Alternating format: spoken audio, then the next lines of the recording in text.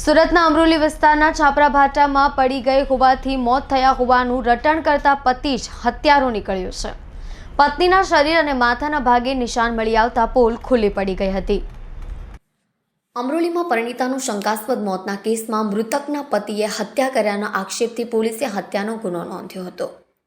મૂળ રાજસ્થાનના ભીલવાડાના વતની અને હાલ અમરોલી વિસ્તારની અરિહંત પાર્ક સોસાયટીમાં રહેતા ઘનશ્યામ કોમાવતના લગ્ન 10 વર્ષ પહેલા વતનમાં માયાબેન સાથે થયા હતા। લગ્ન જીવન થકી કોમાવત દંપતીને એક પુત્ર હતો। ઘનશ્યામ બેકરી ચલાવે છે। રવિવારે સાંજે બેભાન થઈ જતા માયાબેનને સારવાર માટે સ્મેમેર હોસ્પિટલ લઈ જવાયા હતા, જ્યાં ટૂંકી સારવાર દરમિયાન માયાબેનનું મોત થયું હતું। શરૂઆતમાં ઘનશ્યામે મૃતક માયાબેન ઘરે બાથરૂમમાં પડી ગયા હોવાનું જણાવ્યું હતું। જોકે પિયર પક્ષ દ્વારા ઘનશ્યામે હત્યા કરી હોવાના આક્ષેપ કર્યા હતા। મૃતક માયાબેનના પિતા મોતીલાલે જણાવ્યું હતું કે મારી પુત્રી માયાબેનને ઘનશ્યામ છેલ્લા 3 વર્ષથી શારીરિક ત્રાસ આપતો હતો। ઘનશ્યામના લગ્નેતર સંબંધ હતા, તેણે માયાની હત્યા કરી છે।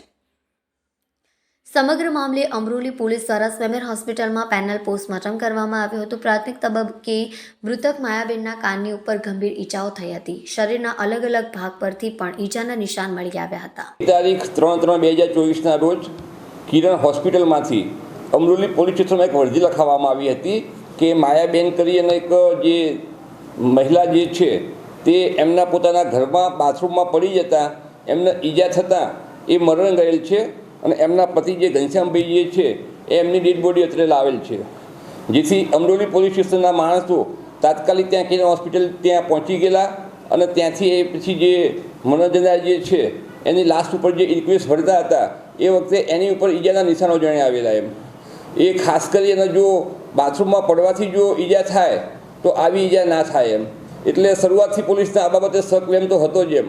દરમિયાનમાં ગઈકાલે સવારમાં આ કામે જે મરણ જનાર જે છે એના ફાધર મોતીલાલ છે એ ગઈકાલે ત્યાં પીએમ રૂમ પર આવેલા અને એમને પણ એમની દીકરીને જોઈ અને એમને પણ પોલીસને સક્લેમ બતાવેલો અને એમનું પણ કહેવું હતું કે આ જે મારી દીકરી માયા જે છે એ સાહેબ 1 તારીખે જ આ મારા જે જમાઈ જે છે એ સુરત લઈ ગયા છે અને એ બંને વચ્ચે ડિસ્પ્યુટ હતા એમ।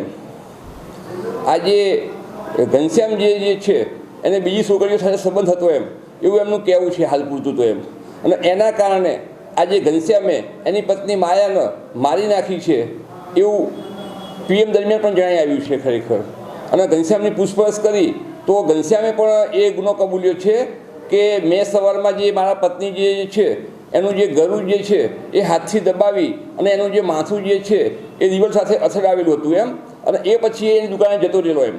અને પછી એને સ્ટોરી એવી બનાવી હતી એમ કે હું જ્યારે દુકાને ગયો અને મારો જે દીકરો જે છે લવીશ એને મારે દવાખાને લઈ જવો હતો એટલે હું ઘેર આવ્યો અને ઘેર આવીને મેં જોયું તો મારા પત્ની બાથરૂમમાં પડી ગયેલા હતા અને માથામાં લોહી આવેલું હતું એટલે મેં આજુબાજુમાં લોકોને જાણ કરી એટલે લોકો બધા આવી ગયા અને દવાખાને લઈ ગયા એમ।